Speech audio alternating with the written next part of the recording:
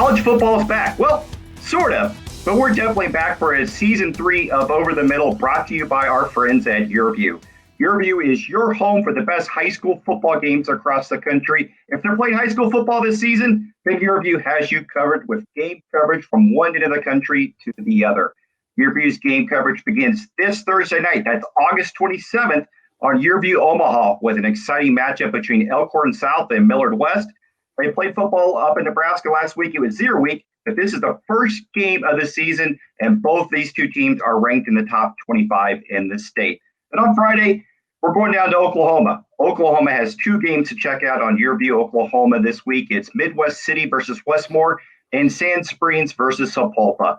That Midwest City and Westmore game is a great one right out of the gate, as both teams are ranked in the top 20 in the state.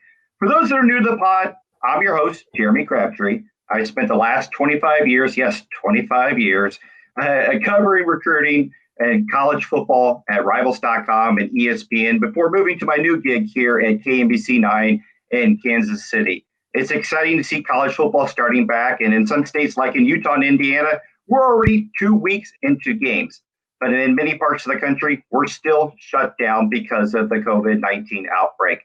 And along with those games being shut down, recruiting has greatly been impacted by the coronavirus.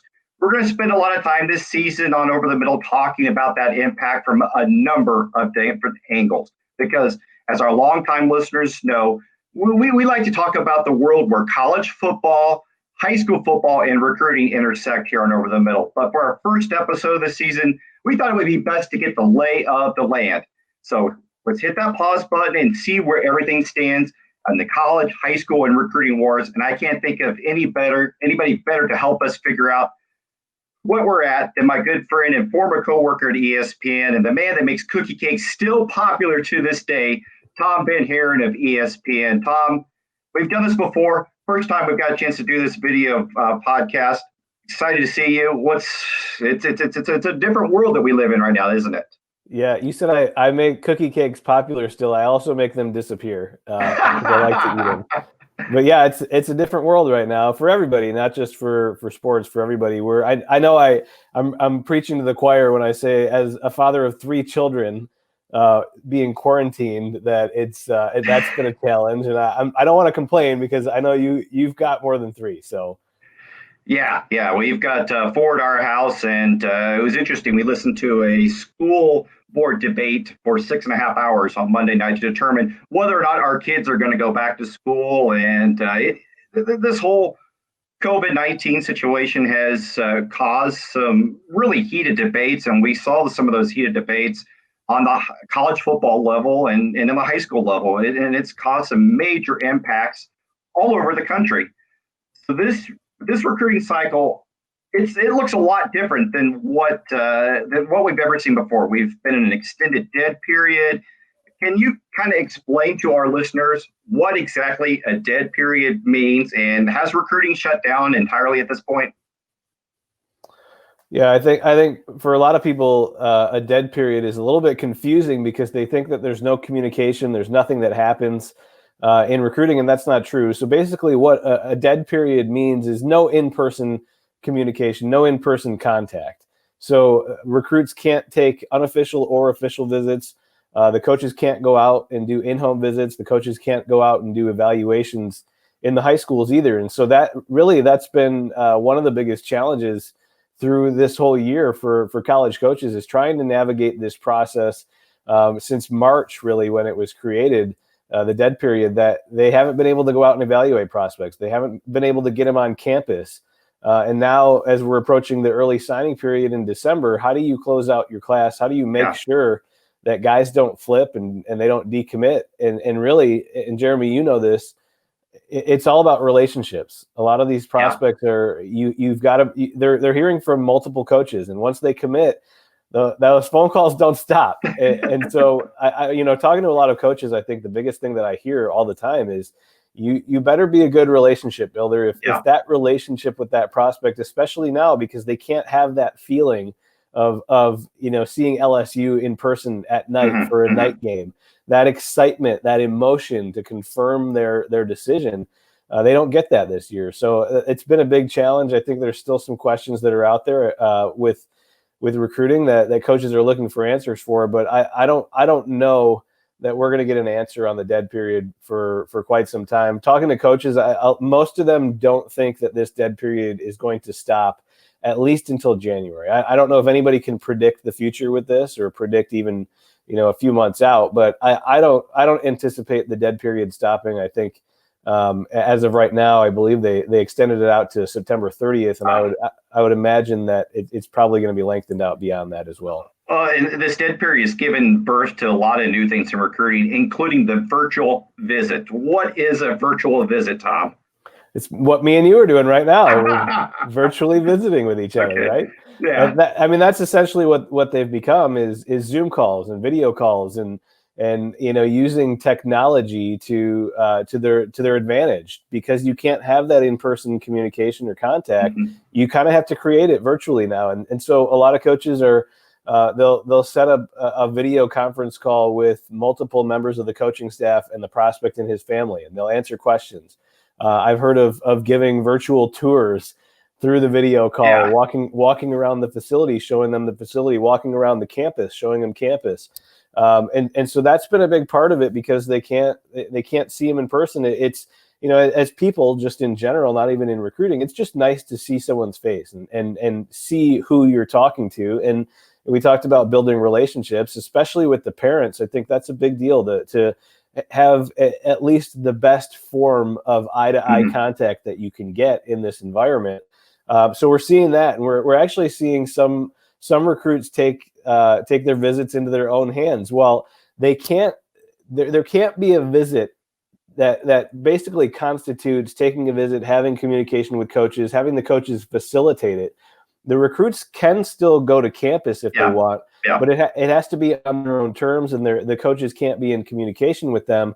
And we saw that recently at Oklahoma. They had something called the Sooners Summit, where Caleb Williams, the quarterback commit, he gathered up a handful of other recruits, and because Caleb has already been on campus 4 or 5 times, he kind of knows the lay of the land. He wants to add other prospects to this class as well. So a handful of them went up there for a visit, and Caleb and his family kind of gave a tour to all the other prospects, and it was a success. I talked to Tristan Lee, one of the top offensive linemen in the country, and he was there on that visit.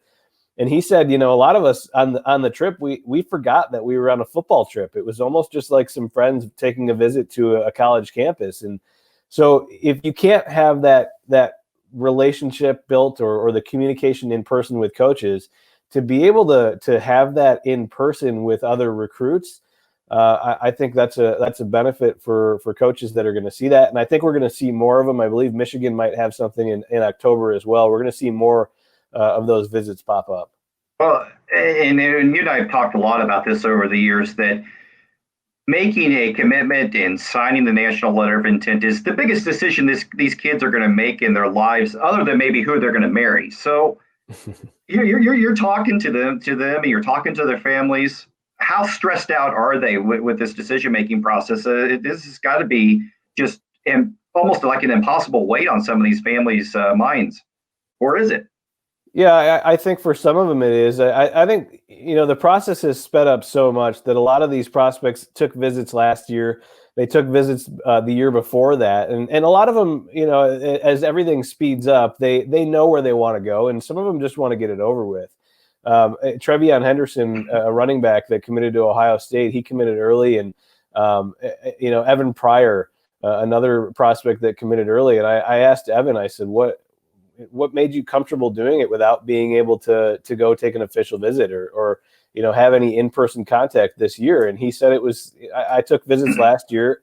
I'm comfortable with the relationship I have, and I'm comfortable making a decision now. So I think some of them are okay with it just because of how fast the recruiting process happens now, that they've already gotten enough visits, and in an ideal world, they'd like to get more and have that official visit, have that game atmosphere in front of them, but they understand the situation. And so some of them aren't too worried about it. Now, the guys that haven't made up their minds yet, I think it is stressful because, something that I don't think a lot of people are looking at right now is with the Big Ten and the Pac-12 postponing their seasons, those coaches, they're not going to be coaching during the year. They're going to be out recruiting, and they're going to be out trying to get kids into their class, whether it's flipping them or convincing prospects that are uncommitted right now. So there's going to be a lot of communication going on throughout the season leading up to December. And I'm wondering, I don't know the answer yet to this, Jeremy, but I'm wondering if we see fewer prospects this year sign in the early signing period, or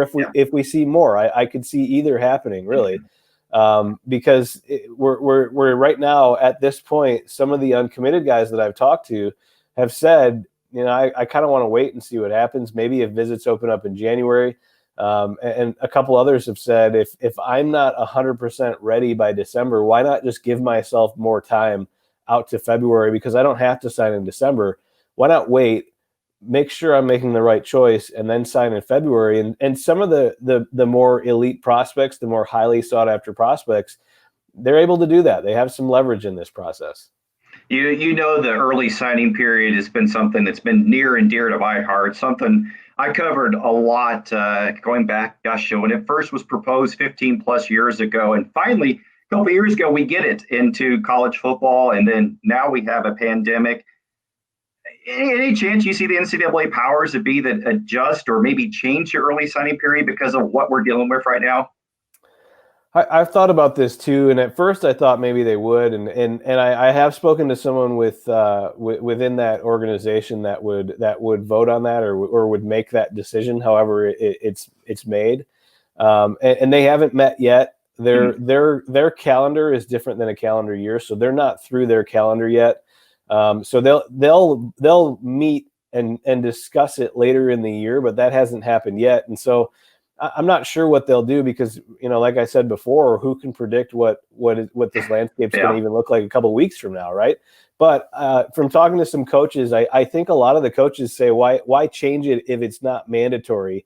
If the prospects don't have to sign in December, which they don't, why change it and take away the opportunity for some of the guys that they know where they want to go? They want to get the process over with because, as you just mentioned, this can be a stressful process, even if you're committed. I said before that coaches aren't going to stop calling you, and they keep calling, and that can be stressful. So a lot of the coaches, I know Brian Kelly at Notre Dame was one of them that said those guys that know where they want to go, that are ready for the process to be over with, why take that away from them and not let them sign in December?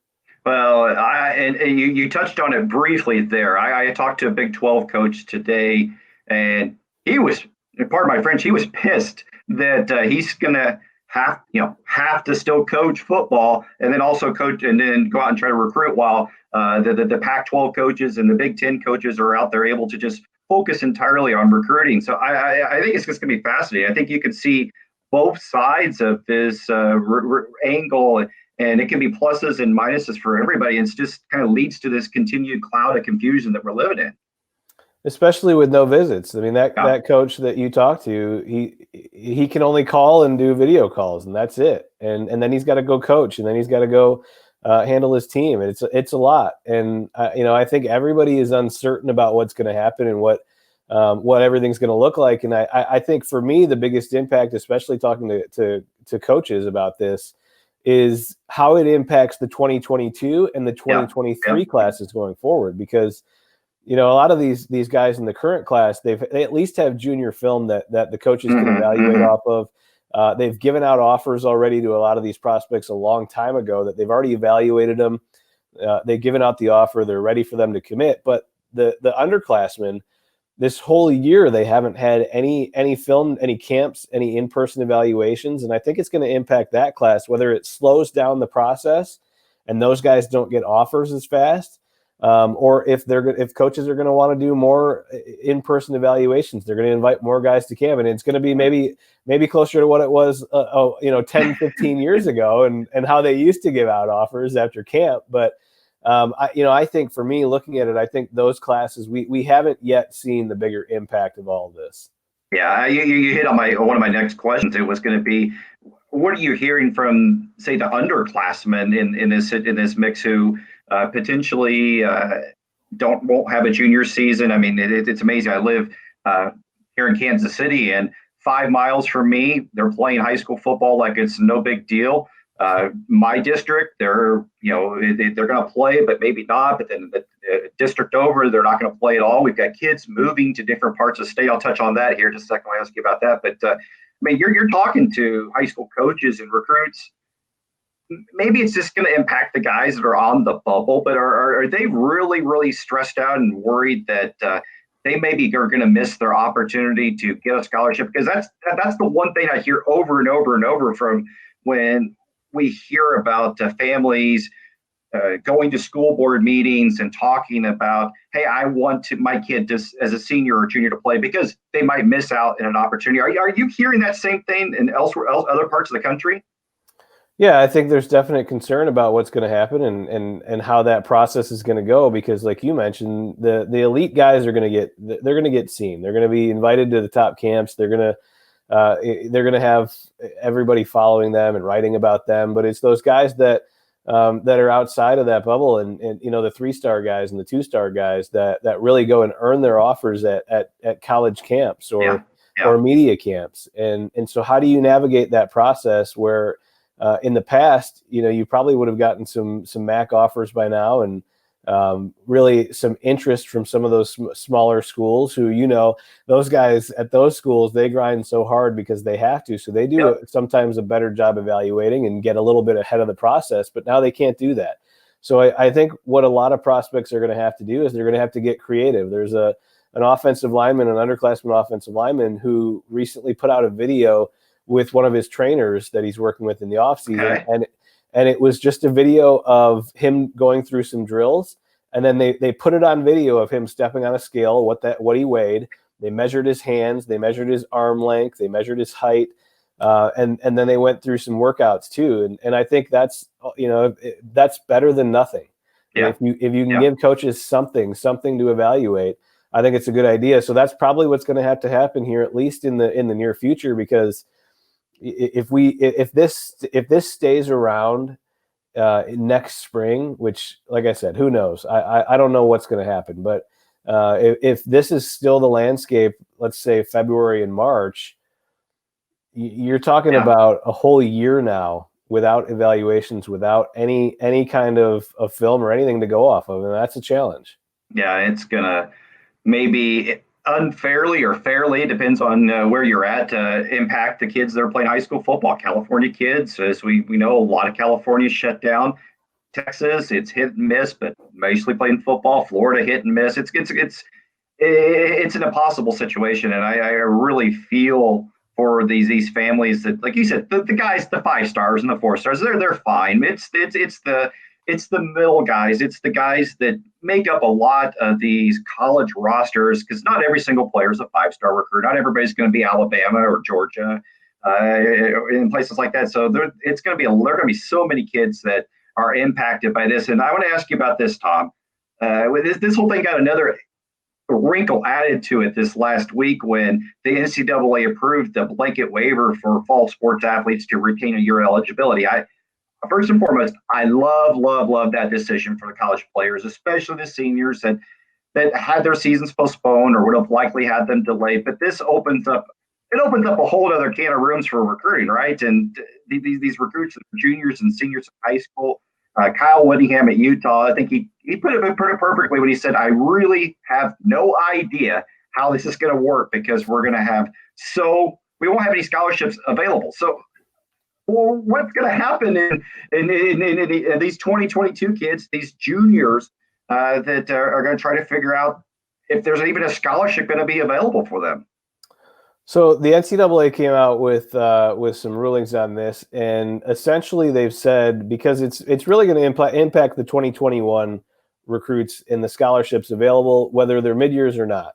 Okay. Because programs, the programs have to stay under or at an 85 total scholarship limit. But the NCAA said the seniors, and I think this is what coaches were anticipating anyways, but the seniors that do come back for another year of eligibility, they're not going to count against the total scholarship limit. So that's going to provide some relief that you'll be able to go over that 85 total limit. The problem with that, though, is those scholarships have to be funded. and somebody's got to pay for those. Stanford, I think it's about $70,000 to go to Stanford. Somebody's got to pay for that. And so, we're talking about a lot of schools coming out and saying we've got deficits right now. We've got there's millions of dollars being lost in revenue because of this season that's coming up. And then now you're going to ask them to fund scholarships extra that they weren't planning in their budget, and coaches are taking cuts, and staff members are going to be cut. That's the part for me that I don't understand what's going to happen is if you go over by 10, I mean, that's $500,000 maybe, or whatever it costs for 10 scholarships. And to, put those players on campus, it's a lot of money. So I think that's the main question that everybody has right now. And then after that, I think it'll probably work itself out that the guys that would go on to the NFL will probably go on. And I think it'll probably eventually even itself out with the actual numbers beyond that season. But initially, I think it's going to be a challenge for a lot of schools to even be able to do it. So we'll see what happens. And then the mid-years, we don't know what's going to happen with the mid-year enrollees yet either. Yeah, we're just in such uncharted waters. I mean, we kind of got with recruiting. We kind of got used to what was going to happen. We knew we got adjusted to the early official visits, the early scholarship offers, the early signing period, and then this pandemic is throwing us so many curveballs. I mean, even here in Kansas City, we've got I know of 5 players in Kansas City that have transferred to other areas, other parts of the country, including the top player in the city, Arlen Bruce from Olathe. He moved up to Iowa just so he can play high school football. And I imagine you're seeing that, and with all the kids you're talking to, this is just unlike anything that we've ever seen before. I know we keep harping on that, but this is just so unique.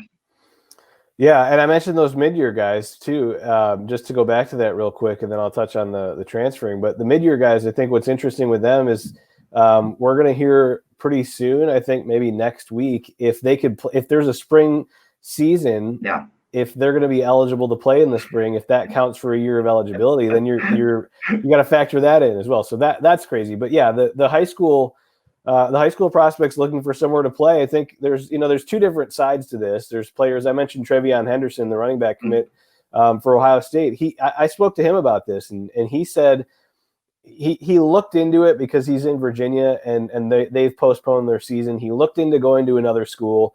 He looked into what that would entail. He talked to Tony Alford, the running backs coach at Ohio State, and he said ultimately it was going to be a whole other recruiting process essentially for him to go through, and he didn't want to go through that. And he actually took a positive from it as a running back. He said, I'm going to train. I'm going to get my speed up. He's working with a track coach right now. He's going to work on football drills. He said, I'm going to keep in shape and work and train. But as a running back, I'm also not taking those hits this year.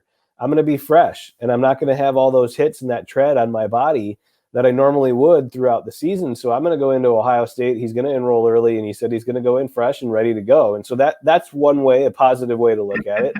And then, you have prospects like Jake Garcia, the quarterback out of California, who transferred all the way to Georgia. And he said initially he was looking into it. He thought maybe he'd just go to Arizona or Nevada or somewhere close, but there weren't really a lot of options to go in the places he was looking that were going to play. So he had family in Atlanta. They had mentioned a school in Georgia that he maybe could look into. He did. And so he and his father are going to go out to Georgia. And the reasoning for him was, even though he's one of the top quarterbacks in the country, he has actually not played a full season of high school football yet. He started out backing up Matt Corral in I believe it was his freshman year. He transferred, so he had to sit out because of transferring. And then his school, actually, their season got cut short in the playoffs. So he hasn't finished a full season of high school football, and that was important to him. So he said that's what he wanted to do this year. He wanted a good opportunity to play, and he's going to do that now, and it's unprecedented. Unprecedented is correct. No question at all. And I don't envy the position that some of these high school state associations are in, because they're having to create rules upon rules upon rules and alter rules and make amendments because of this. It's just Yeah, man, Tom, this is different, isn't it? Yeah, and it all is. And the good thing about it is everybody's going through it together. I hate Yes, to say that yeah. there's anything good about this, but nobody's at an advantage or a disadvantage over someone else. Everybody is kind of navigating this process together, trying to figure out the best way to navigate it, and we'll see what happens. So before we let you go, let's talk about some folks that have made the best out of a bad situation. And I guess it's no surprise to see some familiar names at the top of the class rankings. Alabama, again, is the number one class, but you wrote about this on ESPN.com last week. The Crimson Tide didn't exactly get off to a hot start, but now that they have, it's an elite class, isn't it? Yeah, it's pretty incredible. They've added 14 ESPN 300 commitments, including 3 5-stars since May. So I mean, I don't know what else to say about that class other than it's crazy. I mean, it's unbelievable what they've done. And somebody, I tweeted that out, and somebody said it's Alabama. It's not unbelievable. I said, come on, we're in the middle of a pandemic. They started it, when we first came out with our class rankings. They started outside the top 25. There's no in-person visits. I don't care if you're Nick Saban or who you are, to land that many prospects in that short amount of time, and the elite level recruits that they have. It says a lot about them. Charles Huff, the running backs coach out there, we talk about relationships, and that guy can build relationships better than anybody. And I think he's a big part of that. Nick Saban, obviously, a big part of that as well. But that staff, they just get it. They know what to do. They know what to say, and it's been pretty impressive. And another class that I was looking at too, that I feel like there's a couple that aren't really getting a lot of publicity or talk or whatever you want to call it. But Florida is another class that I think they're sneaking up the rankings. It's a top 5 class, and that's exactly what they needed. They needed to add some talent on both sides. They needed to add up front. And I think they're doing that in this class. They're adding some speed at receiver. And so I think for me, I don't know why, but Florida's not getting talked about a lot, but I think they've got a good class. And then another one too that I thought was interesting when I actually looked at the rankings, I think there's 2 of them kind of fall in the same category, Georgia and Auburn. They don't have big classes. So, and you know this, that when you don't have a big class, you're going to fall in the rankings. And it's not necessarily an indication of the talent that's in your class. It's just a smaller class. And if you look at the classes that are ranked above them, they just have more. Oh, it's quality and quantity. That's how recruiting rankings are done. Right. And so for me, with what Georgia has left, I think we could see them, unsurprisingly, maybe the same category as Alabama, but we could probably see them rise pretty high in the rankings as well. And then Auburn, I don't know how much room that within the rankings they could move up, but I don't know if I'm an Auburn fan that I care, because the prospects they have in this class, especially on offense, they had Malcolm Johnson commit and then reclassify to the 2020 class, and then he's enrolling in August. He's going to add to the offense immediately. I'd be pretty happy if I were them. So those are just a few classes that stood out to me. So I would be remiss without asking, how are the Big Ten and Pac-12 teams doing? Because obviously, we talked earlier, they're not playing football this season. They won't be able to have recruits on campus, all those things. But, we also talked about they have an advantage where they could potentially go out and recruit full time. So what have you noticed? Are there some trends conference wide, or is it the same old USC's, that Oregon's at the top in the Pac-12, and Ohio State and Michigan in the Big Ten? Yeah, I think it's pretty similar. I mean, USC bounced back incredibly from last year. The class that they had last year, it was for them, it was unacceptable, and they made some changes. And I actually wrote about this a couple months ago, that they made some really good hires. They put a big emphasis on recruiting, and Clay Helton bought into everything that they wanted to do and said, let's go do it. And now he even said, when I spoke to him for that story, he said that he's responding to recruits and his staff immediately. If somebody has a recruiting question, if somebody has something recruiting related, it's a priority now, and it's got to be a priority, and they get it handled right away. And I think his staff, we've seen them talk about take back the West, because Oregon has come into California and raided the state. I mean, Kayvon Thibodeau the defensive end at Oregon, played right away. He's going to be a star for them, and they pulled him right out of California. I mean, right out of Los Angeles. And so the USC coaches know that can't happen. That can't happen anymore. So this class, way better than last year. The Big Ten, I think it's pretty much the same as it usually is. A couple classes for me, though, within the conference. Penn State is probably a little bit lower than maybe people would expect, especially given I think they came in at number 7 in the AP poll, the preseason poll. Everybody expected them to have a really good year. I'm a little bit surprised. Now, again, that's another case with a smaller class so far. But the ESPN 300 commits that they have, I'm a little bit surprised that they're not further along, given that those coaches, I know that the communication is there, the relationship building is there, but the ranking isn't there yet. And a class that I don't know, I'm not surprised. I think maybe some people are surprised. Is Minnesota. Minnesota just keeps moving up and moving up. And PJ Fleck, I've said since he was at Western Michigan that he's going to be a star. And he and his staff, they're all on the same page. And he talks about culture all the time. They're on the same page. They know what they're looking at. They know what they want and how it can fit within their systems, and they go and get it. And if they can keep building and adding talent the way that they are right now, they could keep getting better and better. I don't know what the ceiling is for them. I mean, they already had a really good season last year, one of their best ever. I look at them and what they're doing right now and where they're at in the rankings. I think they're on the right track.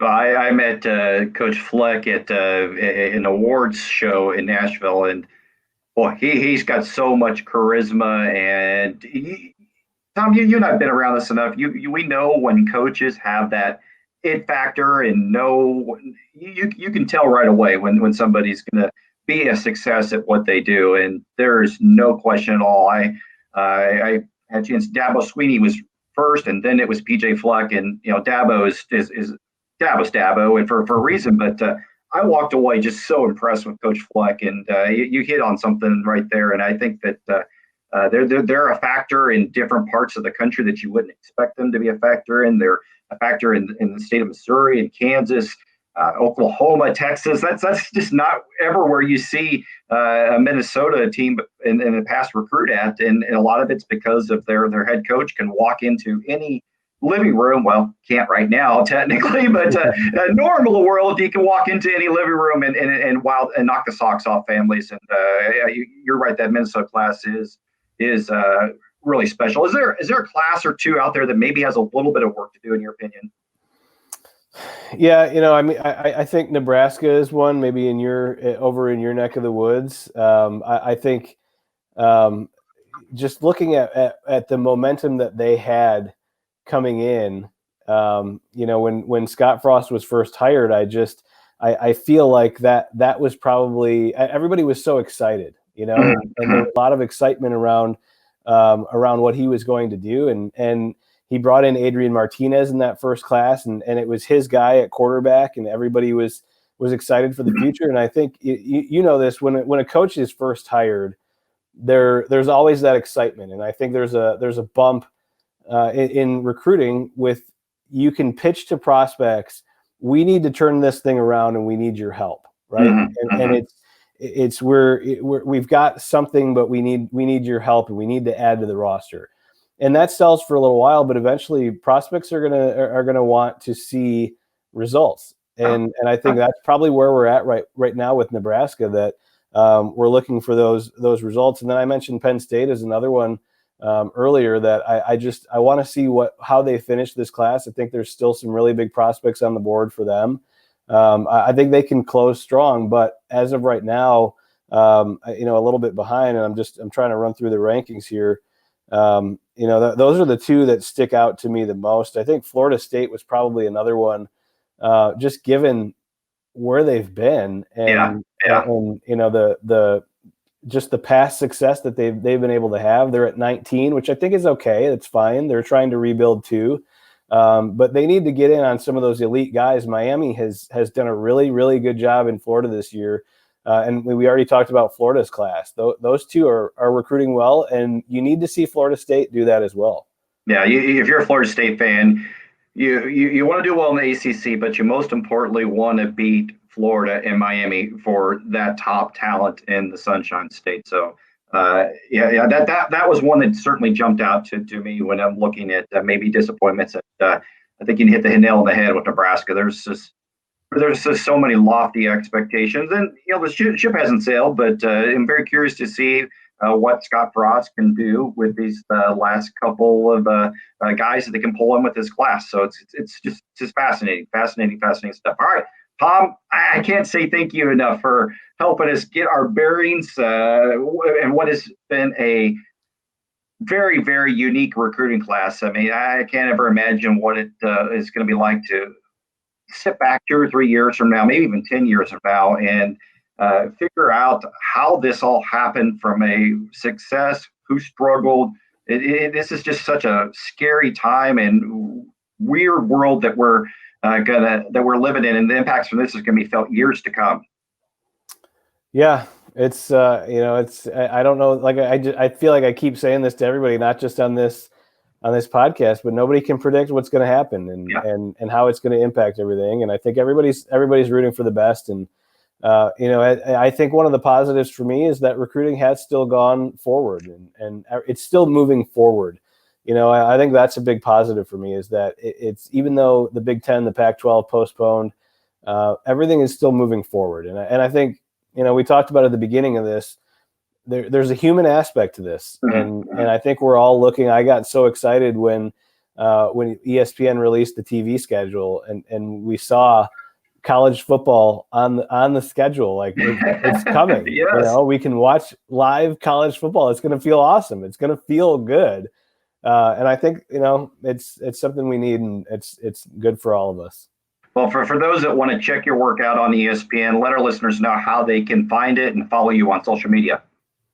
Yeah, you can find it on ESPN.com, and you can follow me on Twitter at TomVH. I don't tweet about desserts as much as I used to, but I was about to tweet something about cinnamon rolls, because I have a grief with just a cinnamon roll is not a cinnamon roll if you don't put enough glaze or frosting or icing or whatever on it. Don't be stingy with the icing. What's the good of the cinnamon roll if it's not covered in icing? So yes. I don't know. If you like desserts, follow me on Twitter. Oh, well, if you like the best college football recruiting coverage in the country, you definitely want to give Tom a follow. He is legitimately, I'm not just saying that because he's staring at me on the screen here. He is legitimately one of the genuine best follows out there, and genuinely a tremendous guy. All right. Boy, we covered a lot in our first episode of Over the Middle, but we're just getting started. We're going to spend a lot of time this year taking a deep dive into the impacts that COVID-19 has had on high school football, college football, and the recruiting process. We've got some great guests lined up to help us examine this new world that we're living in. I hope you'll be back with us again next week, and I hope that you take the time to watch some high school football this week. Check your local radio lineups, or better yet, don't forget, we've got some great games lined up on YourView. You can head over to yourview.com. That's YURVIEW.com, and you'll be able to watch some of the top high school football matchups all season long. I'm Jeremy Crabtree. Thank you for listening to Over the Middle. Talk to you guys again next week.